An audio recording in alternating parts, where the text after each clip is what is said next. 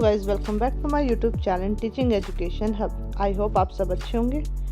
आज के हमारे टॉपिक का नाम है gender equity and equality in education in relation to caste, class, religion, authenticity, disability and religion. अब इसमें हम पढ़ने वाले जेंडर इक्विटी क्या होते हैं, इक्वालिटी क्या होते हैं एजुकेशन के अंदर।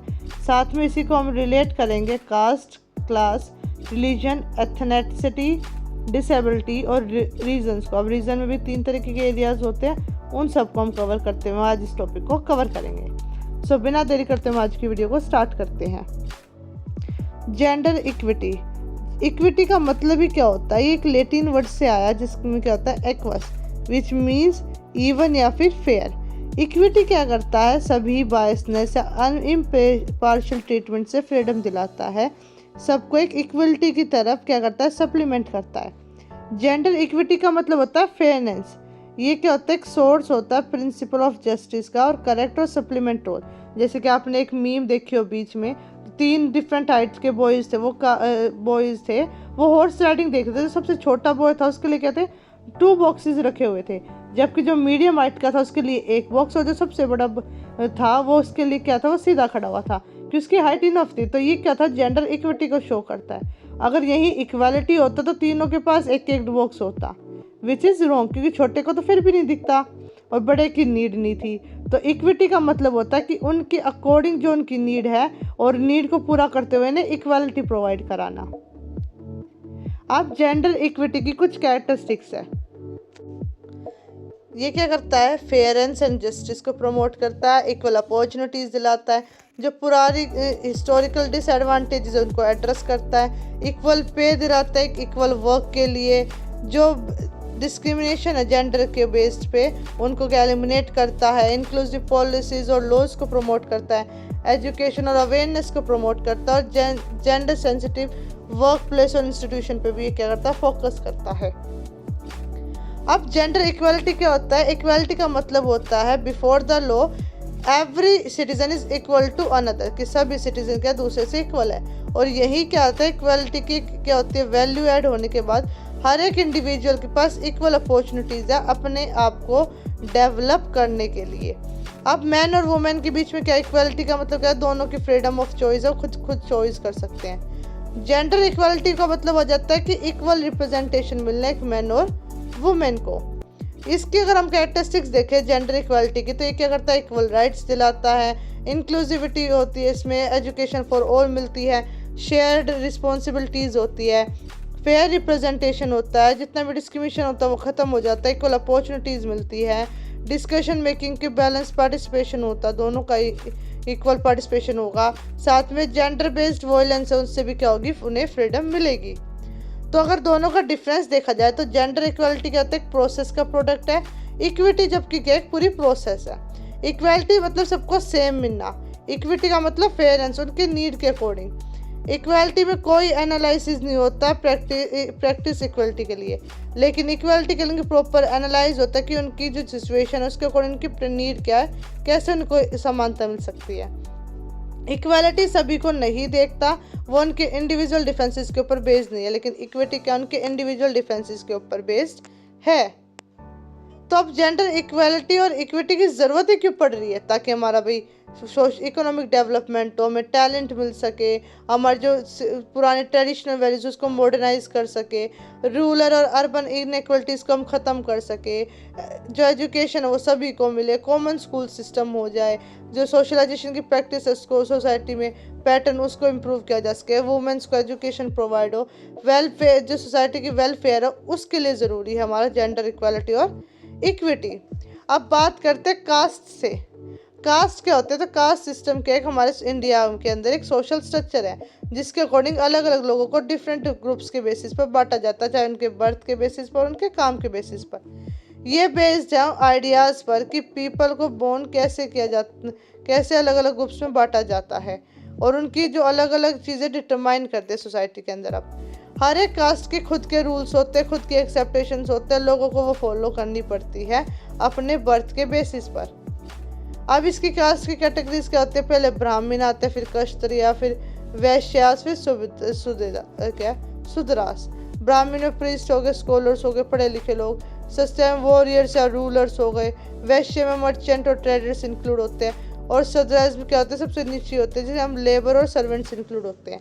और इन चारों के अलावा भाई दलित और अनटचेबल भी होते हैं जिन्हें हम कास्ट सिस्टम से बाहर ही कंसिडर किया जाते हैं, क्योंकि अब अनटचेबल और दलित तो कोई है ही नहीं। अगर कास्ट सिस्टम के हम कैरेक्टरिस्टिक्स देखें तो क्या भाई सोशल हायरार्की है, सोशली बेस्ड है कि कौन कितना अपर है, कौन कितना अमीर है उसके ऊपर, बर्थ बेस्ड है, ऑक्यूपेशन काम के ऊपर बेस्ड है, एंडोगेमी है, डिस्क्रिमिनेशन होता है इसके बेसिस पर, और इलीगल है, और साथ में रिजर्वेशन भी इसी के थ्रू में प्रोवाइड होता है।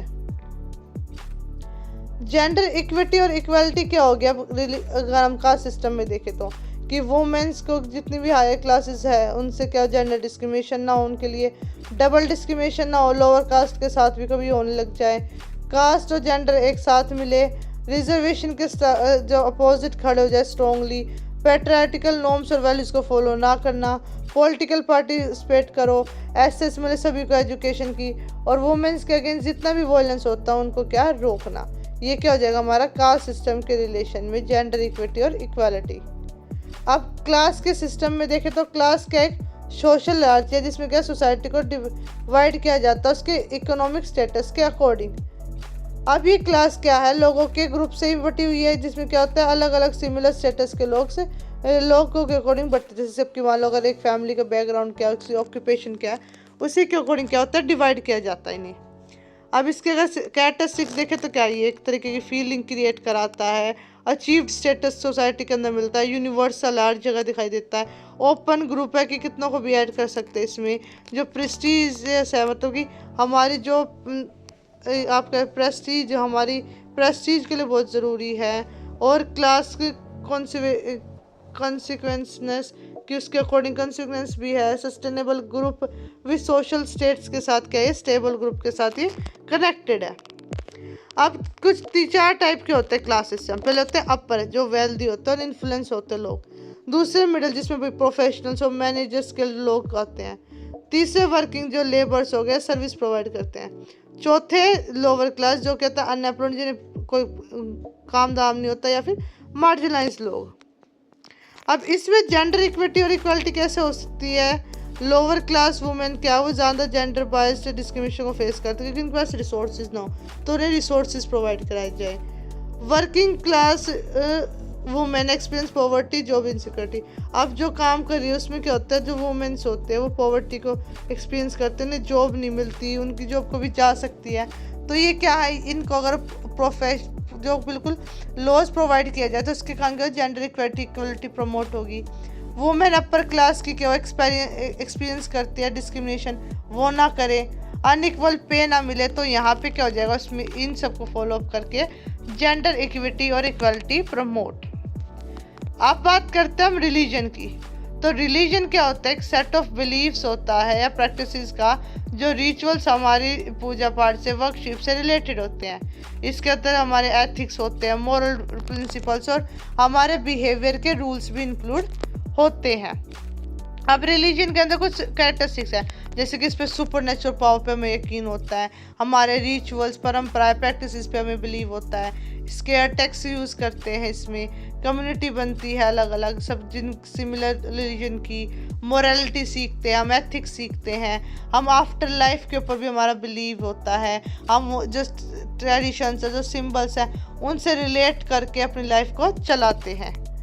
तो यहाँ अब कैसे जेंडर इक्विटी और इक्वालिटी प्रमोट होगा रिलीजन में हम देखें तो ट्रेडिशनल सोसाइटी जो होगा इसमें चेंजेस ला के, डिस्क्रिमिनेटरी लॉज को जो अनफॉलो करके उन पर फोकस ना करके, डिस्क्रिमिनेटरी प्रैक्टिसेस को हम अनमोटिवेट कर दें, जितने भी वुमेन है वो सब क्या हो सब ओरिजिनेटेड रोल को निभाएं, या फिर डबल स्टैंडर्ड रिलीजन टेक्स को क्या यूज़ किया जाए, तो ये क्या हो जाएगा हमारा जेंडर इक्विटी और इक्वालिटी को और रिलेशन में हो जाएगा रिलीजन के, जिससे क्या प्रमोट हो सकती है।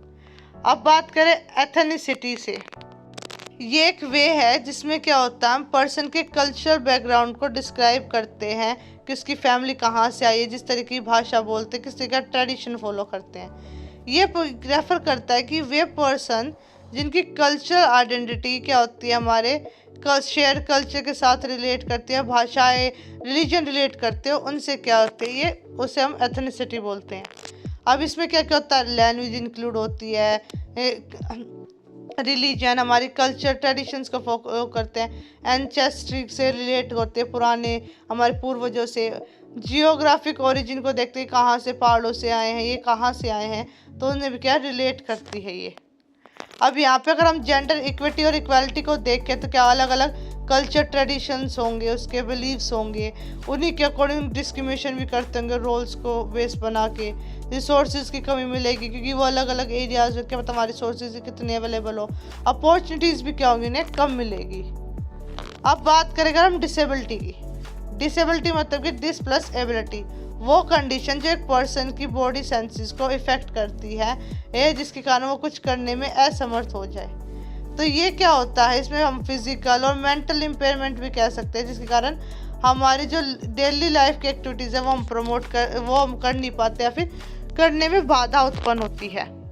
तो ये 4 तरीके की होती है, फिजिकल, सेंसरी, इंटेलेक्चुअल और मेंटल। फिजिकल हमारी बॉडी रिलेटेड, सेंसरी मतलब senses related, intellectual mind related और मेंटल भी क्या होता है हमारा माइंड रिलेटेड ही होता है। तो इसकी कुछ कैरेक्टरिस्टिक्स है, मतलब कि इसमें क्या होता है, इम्पेयरमेंट आ जाती है, कमी आ जाती है, स्टिग्मा एक बीच में क्या रुकावट उत्पन्न कर देती है, ये हमारी स्ट्रेंथ भी होती है, साथ में लिमिटेशन भी होती है, और इससे क्या होती है हमारी डाइवर्सिटी भी क्रिएट होती है। अब कुछ स्ट्रेटजीज दी हुई है जिसके थ्रू क्या हम प्रमोट कर सकते हैं जेंडर इक्वालिटी और इक्विटी को एजुकेशन के अंदर फॉर पर्सन विद डिसेबिलिटी, जैसे कि इंक्लूसिव एजुकेशन पॉलिसीज़ को प्रमोट करना, बनाना, एसेसिबल लर्निंग इन्वायरमेंट को क्रिएट करना, टीचर को ट्रेनिंग प्रोवाइड करना, कम्युनिटी को अवेयर करे, एडवोकेट करे, उन्हें स्ट्रॉन्ग लीगल प्रोटेक्शंस मिले, साथ में पीयर को सपोर्ट मिले, और मेंटरशिप प्रोग्राम्स को भी क्या ये और प्रमोट करता है, साथ में फाइनेंशियली सपोर्ट प्रोवाइड करता है, स्कॉलरशिप्स भी क्या हम दिलवा सकते हैं इसमें। तो अगर ये सारी चीज़ें फॉलो अप करें तो इससे क्या होगा, जो पर्सन विद डिसेबिलिटी है उसमें जेंडर इक्वालिटी और इक्विटी भी प्रमोट होगी। अब बात करते हैं रीजन की। तो रीजन में क्या होता है, एक बेसिकली एक स्पेसिफिक एरिया होता है लैंड का जिसमें अलग अलग फीचर होते हैं, चाहे हम जियोग्राफिकल कल्चर देख ले, पॉलिटिकल देख ले, इन सब कैरेक्टरिस्टिक्स की अलग अलग कैरेक्टरिस्टिक्स होती है। तो रूरल क्या होता है, विलेज सोसाइटी होती है जिसमें क्या होता है हम कास्ट के, हमारे ट्रेडिशन से, पास्ट कल्चर के साथ अटैच रहते हैं। इसमें एग्रीकल्चर ही क्या होता है सबसे बड़ा साधन होता है इकोनॉमी का। अर्बन शहरों में रहने वाले, टाउन्स में रहने वाले जो क्या है इंडस्ट्रीज और सर्विस सेक्टर के ऊपर बेस्ड होते हैं। ट्राइबल वे जो अकेले रहते हैं आइसोलेटेड रीजन्स में, जिनका जो कल्चर, भाषा, रिलीजन सब क्या होता है अलग होता है। तो अगर हम रूरल रिलीजन के बेस पे देखें तो यहाँ पे अंडर नूरिश रह जाते हैं लोग, मेल चाइल्ड को ज़्यादा सुपीरियरिटी दी जाती है, एक्सप्लॉइट किया जाता है यहाँ पे दूसरे जेंडर का, डिपेंड होती है वुमेन्स उसके मेंस के ऊपर। एक ड्रेस कोड होता है कि लड़के ये पहन सकते हैं, लड़कियाँ ये, और उस ड्रेस कोड के अगर हम अगेंस्ट जाते हैं तो सोसाइटी के लिए हम क्या खटकने लगते हैं। एजुकेशन भी कम प्रोवाइड होती है। अर्बन में क्या होता है, सोशल चेंज आता है, साथ में इंडिपेंडेंट बनते हैं हम, ये प्रोक्सिमिटी टू सर्विसेज प्रोवाइड करता है। जेंडर बेस्ड वॉयलेंस भी यहाँ पे ज़्यादा होने लगती है क्योंकि ये सोसाइटी के अंदर रहने लगता है तो वहाँ पे डिप्रेस्ड होने लगते हैं लोग, हैरासमेंट भी यहाँ पे बढ़ती है। और ट्राइबल रीजन में देखते हैं यहाँ पे जो स्टेटस है वुमेन का वो अलग होता है अलग अलग सोसाइटी से। यहाँ पे जो सोसाइटीज़ होती है वो बेसिकली पैट्रियार्ची होती है जहाँ पे मेन डोमिनेट होती है, बट कुछ तरीके से यहाँ पे वुमेन्स को इक्वल राइट्स भी दिया जाता है, जैसे कि उनके पास फ्रीडम होती है, वो अपना पार्टनर खुद चूज़ कर सकती है, घरों में उनके रूल्स चलते हैं। तो ट्राइबल में क्या वुमेन्स को कुछ राइट्स प्रोवाइड किए जाते हैं। तो ये क्या था हमारा टॉपिक था। अगर हम कंक्लूजन की बात करें तो जेंडर इक्विटी और इक्वालिटी को अचीव करने के लिए एजुकेशन में हमने क्या कई सारे बैरियर्स को एड्रेस करना पड़ेगा, जो caste, class, religion, ethnicity, disability और रिलीजियस डिस्पारिटीज़ है। ये सोशल फैक्टर्स क्या करते हैं, हमारे जेंडर बेस्ड डिसएडवांटेजेस को लीड करते हैं, और साथ में हमें एक्सेस नहीं होती, इससे अपॉर्चुनिटीज़ नहीं मिलती हमारे मार्जिनलाइज ग्रुप को। इंक्लूसिव पॉलिसीज़ क्या करती है, टारगेट करती है हमारे इंटरवेंशंस को, साथ में इक्विटेबल रिसोर्सेज को, और जो इतना भी डिस्ट्रीब्यूशन होता है ये सब क्या होता है ज़रूरी होता है कि हम रिसोर्सेज को इक्वल डिस्ट्रीब्यूट करें ताकि सभी को मिले, और चाहे वो किसी बैकग्राउंड का हो, उन्हें इक्वल एसेस हो कि क्वालिटी ऑफ एजुकेशन की, ताकि उन्हें रहने का, अपने आप को इम्प्रूव करने का एक चांस मिले। So thank you guys, I hope आप सबको टॉपिक समझ में आया होगा। मिलते हैं नेक्स्ट टॉपिक में, जब तक के लिए बाय बाय।